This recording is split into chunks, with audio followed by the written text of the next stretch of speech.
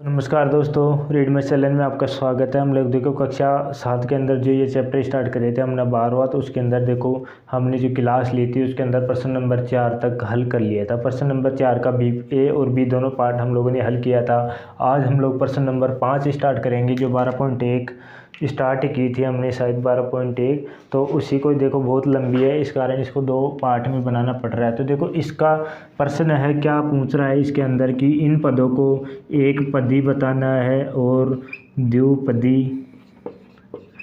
द्विपदी या 2 पदी या फिर त्रिपदी, यानी 3 पदों वाला छांटना है इसके अंदर, 1 पदों वाला छांटना है और 2 पदों वाला। 1 2 3 आप लोग देखना, देखते ही पहचान जाओगे। देखो जिसके अंदर जितनी संक्रियाएं हैं वो पद उतना ही ज़्यादा होगा, यानी प्लस माइनस का चिन्ह काउंट होता है इसके अंदर, बीच के अंदर प्लस माइनस का चिन्ह काउंट होता है। यहाँ पे देखो, यहाँ पे एक पद है, बीच में माइनस और दूसरा पद है। एक पद है, बीच में माइनस, दूसरा पद है, तो ये वाला किस में आएगा? पहला वाला किस में आएगा? अपना द्विपदी के अंदर पहला वाला आ गया। इसको मैं बार बार नहीं लिखूंगा इन संख्याओं को, तो आप लोग देख लीजिएगा पहला वाला किस में आएगा? द्विपदी में आएगा। उसके बाद देखो यहाँ पे केवल y है, तो ये दूसरा नंबर का किस में आएगा? एक पदी में आएगा। दूसरे नंबर को एक पदी में शिफ्ट किया। यहाँ पे देखो कितने पद है? 1 2 और 3 पद है, तो क्या आएगा? ये तीसरे वाला त्रिपदी में आ गया। अब चौथे वाले में देखो केवल 100 लिखा हुआ है, तो किस में आएगा? ये एक पदी में आएगा, तो चौथा वाला किस में आएगा? एक पदी में आएगा। इसके बाद देखो पांचवें वाले में कितने पद दे रखे हैं? 1 2 और 3 पद दे रखे हैं पांचवें वाले में, तो पांचवा वाला 3 पदों वाला हो गया, तो पांचवा वाला 3 पदी में मैंने शिफ्ट किया। इसके बाद देखो छठे में कितने पद दे रखे हैं? 1 और 2 दे रखे हैं। 5 - 3 जेड, यहाँ पे जेड की जगह एक्स वाई कुछ भी हो सकता है, क्योंकि मेरी बुक में थोड़ा इक्वेशन पेज खराब हो रहा था, मुझे दिख नहीं पाया। यदि यहाँ पे कुछ भी हो कोई फर्क नहीं पड़ता, लेकिन 5 - 3 जेड हो, 2 पद है, तो इसमें किस में आएगा? द्विपदी में आएगा। तो 6 नंबर का अपना द्विपदी में आ गया। सातवें की बात करें तो सातवें में देखो 1 पद है, 2 पद है, कितनी भी संख्या हो उससे फर्क नहीं पड़ता। साथ में गुणा में कितनी भी संख्या हो उससे फर्क नहीं पड़ता, लेकिन बीच में कितने प्लस है कितने माइनस है उससे फर्क पड़ता है। तो ये किस में आएगी? द्विपदी के अंदर ये आएगी। अब देखो सातवें में कितना? 1 पद है, तो ये एक पदी में आएगी। सातवां मैंने लिख लिया, आठवां किस में आएगा? एक पदी में आएगा।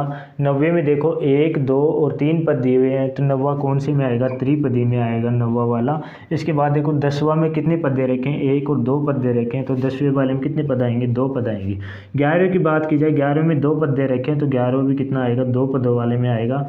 12वें में देखो पद देखो 1 2 और 3 पद दिए हुए हैं, तो 12वां वाला अपना कितने पद आएंगे? इसमें 3 पद आएंगे। तो देखो ये मैंने इसको टुकड़ों में विभाजित कर दिया, एक पद, द्विपदी और त्रिपदी।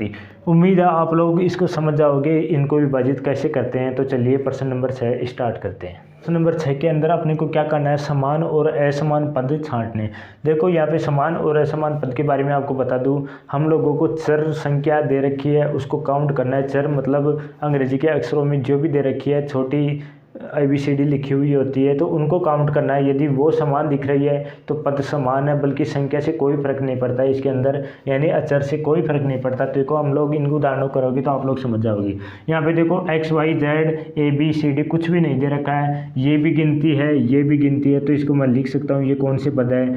समान पद है। ये वाला कौन सा पद है? समान पद है। इसके बाद देखो मैं क्या बोल रहा था, यहाँ पे केवल चर को काउंट करना है। यहाँ पे देखो यहाँ भी X है और यहाँ भी X है, यानी दोनों पदों के साथ x लगा हुआ है, तो ये पद भी कौन सा है? समान पद है। दोनों पदों के साथ क्या लगा हुआ है? x लगा हुआ है, तो ये क्या है? समान पद है। यहाँ पे देखो संख्याएं समान है, लेकिन मैंने क्या बोला कि संख्याओं को काउंट नहीं करना, कोई मतलब नहीं है हमें संख्याओं से।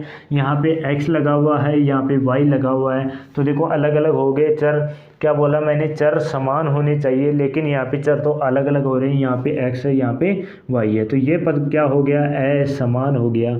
इस पद को मैंने असमान लिखा। अब इसके बाद देखो चौथा नंबर का 14xy और 42yx। यहाँ पे देखो x और y, यहाँ पे y और x, क्या फ़र्क पड़ता है? 2 को 3 से गुणा करो या फिर 3 को 2 से गुणा करो, उत्तर तो 6 ही आएगा। तो यहाँ पे देखो x को y से कर लो या y को x से कर लो, कोई फर्क नहीं पड़ता, तो ये क्या आएगा? समान पद आएगा। इसके बाद देखो अपना प्रश्न नंबर 6 का 5वां पार्ट दे रखा है, उसके अंदर ध्यान से देखो यहाँ पे m स्कोर है, यहाँ पे केवल m है, यहाँ p है और यहाँ p स्कोर है। तो देखो इसमें अंतर है। यदि m स्कोर इधर भी m स्कोर होता है तो हम लोग समान पद में ले लेते, लेकिन यहाँ पे देखो अलग अलग पद दे रखे हैं, तो इनको मैं लिखूँगा असमान पद। असमान पद। देखो ये 2 घात वाला है, ये 1 घात वाला है, इधर देखो ये 1 घात वाला है, ये 2 घात वाला है, तो यहाँ पे मैच नहीं खा रहा है, इसको मैं असमान पद बोलूँगा। यहाँ पे भी देखो आप लोगों को इसको देखने से लग गया होगा, यहाँ पे 1 घात दी हुई है, यहाँ पे 2 घात है, इसकी भी 1 घात है, यहाँ तो जेड है ही नहीं, तो यहाँ पे देखो क्या दे रखा है 12x जेड और क्या दे रखा है 12x स्क्वायर वाई का स्क्वायर। देखो इससे तो कोई फर्क पड़ता ही नहीं है, हमें केवल चर से मतलब है, तो ये पद भी क्या आएगा असमान पद आएगा। उम्मीद है आपको समझ में आया होगा। चलिए प्रश्न नंबर 7 को हल करते हैं। प्रश्न नंबर 7 है, क्या दे रखा है कि निम्न में से समान पदों को छांटें, यानी इसमें से क्या करना है, समान पद है उनको अलग करके छांट के लिखना है अपने को।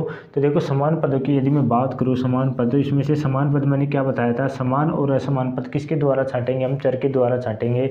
यदि चर समान है तो पद भी क्या होगा, समान होगा। देखो सबसे पहले यदि मैं बात करूँ, किसकी बात ले रहा हूँ मैं, यहाँ पे माइनस का x वाई का स्क्वायर, यहाँ पे क्या ले रहा है, यानी x तो अकेला है और y का स्क्वायर, जहाँ पे x अकेला हो और y का स्क्वायर हो, यहाँ पे देखो एक पद ये है जहाँ पे x अकेला है और y का स्क्वायर हो, कौन सा पद है 2x y का स्क्वायर। इसके बाद और पद ढूंढो जिसके अंदर x अकेला हो और y का स्क्वायर लग रहा हो, तो देखो इसके अलावा और कोई पद इसमें नहीं है। तो देखो मैंने यहाँ पे 2 पद है, ये पद क्या हो गए, समान हो गए। इसके बाद और पद ढूंढते हैं, क्या ले रहा हूँ यहाँ पे माइनस का 4 वाई एक्स स्क्वायर।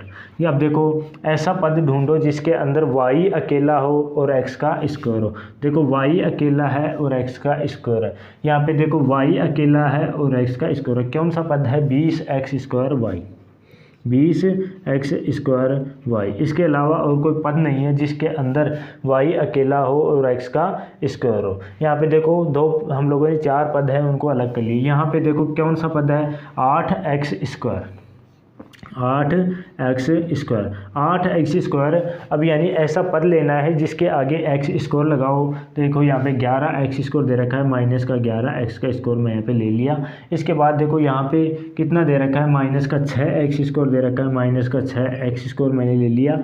इसके बाद कोई भी संख्या के x स्क्वायर नहीं लगा है, तो ये देखो मैंने इस पद को अलग कर लिया। इसके बाद देखो कौन सा पद आ रहा है, y वाला पद आ रहा है, तो मैं देखो ऐसा पद लूँगा जिसके साथ केवल y लगा हो, ऐसा पद लूँगा जिसके साथ केवल y लगा हो। ये वाला पद है एक जिसमें y है, केवल y है। इसके बाद देखो मैं ले रहा हूँ x वाला पद ले रहा हूँ जिसके साथ केवल x लगा हो, तो देखो 100 के साथ x लगा है, माइनस का 100x लगा है।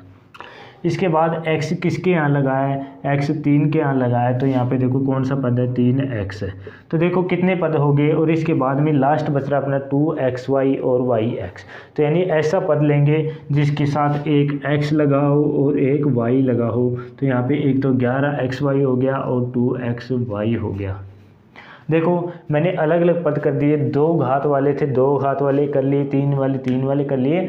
और देखो अब देखो आप लोग इनको ध्यान से देखो, यहाँ पे समान ही दिख रहे होंगे, संख्या से कोई मतलब नहीं है कितनी भी आए, लेकिन x स्क्वायर, यहाँ पे x स्क्वायर वाई, यहाँ पे देखो x y का स्क्वायर और x y का स्क्वायर। यानी मैंने क्या बोला कि संख्या से कोई मतलब नहीं है, यहाँ पे हमें चर पद से मतलब है, चर पद समान है तो पद क्या होंगे, समान होंगे। अब इसी का ही देखो बी नंबर का पार्ट है, उसमें भी बिल्कुल सेम प्रोसेस है। हम लोगों को क्या करना है, ऐसी संख्या छांटनी है। हम लोगों ने इनको ले लिया ना, हाँ बिल्कुल हल हो गए, सबके सब आ गए अंदर। चलिए इनको कैसे हल करेंगे, क्या लेना है, समान पद लेना है। तो मैं इसका आंसर कर रहा हूँ। यहाँ पे सबसे पहले मैंने 10p और q को लिया, 10p और q को लिया। हमें ऐसा पद लेना है जहाँ पे एक p हो और एक q हो। एक देखो p है और q है, कौन सा पद है, माइनस का 7qp। देखो आगे पीछे कोई फर्क नहीं पड़ता, मैंने बोला 2 को 3 से गुणा करो 6 ही आना है, 3 को 2 से गुणा करो तो भी 6 ही आना है। ऐसे पद उठा लो जिनके साथ p और q लगे हो, चाहे आगे पीछे कोई फर्क नहीं पड़ता, जिनके साथ p और q लगे हो। तो ये वाला पद है जिनके साथ q और p लगा है, तो यहाँ पे मैंने क्या लिखा 78 q और p। इसमें 3 पद हो गए, ये भी कितना है 7q और p। इसके बाद बात की जाए, अगला पद ले रहा हूँ मैं जिसके साथ केवल p लगा है, अगला पद ले रहा हूँ जिसके साथ केवल p लगा है, एक 7 के साथ p लगा है। इसके बाद p किसके साथ लगा है, अकेला p 2405p दे रखा है, 2405p दे रखा है। केवल 2 पद है जिनके साथ p लगा है। अब मैं बात करूँ यदि जिनके साथ केवल q लगा है तो 8 q लगा है, तो यहाँ पे 8 q लगा है। इसके बाद में 100 q लगा है तो माइनस का 100 मैंने q लिख दिया। इसके बाद में q किसके साथ लगा है और किसी के साथ क्यों नहीं लगा है। तो यहाँ तक हल हो गया। या ऐसा पद लेना है जिसके साथ पी स्क्वायर और क्यों ही स्क्वायर लगे हो, यानी स्क्वायर वाले पद हो, पी स्क्वायर और क्यों ही स्क्वायर लगे हो। तो एक पद तो हो गया अपना ये वाला पी स्क्वायर और क्यों स्क्वायर। इसके बाद देखो एक पद हो गया ये वाला जहाँ पे 12 क्यों का स्क्वायर और पी का स्क्वायर लेना है। और इसके बाद में और कोई पद है क्या अपना? नहीं है, बिल्कुल और कोई पद भी नहीं है जिनके साथ पी स्क्वायर और क्यू स्क्वायर लगे हो। यहाँ पे देखो एक संख्या है जो अकेली पड़ी है, यहाँ पे केवल 23 पड़ा है और 41 पड़ा है जिनके साथ पी क्यू आर में कुछ भी नहीं है।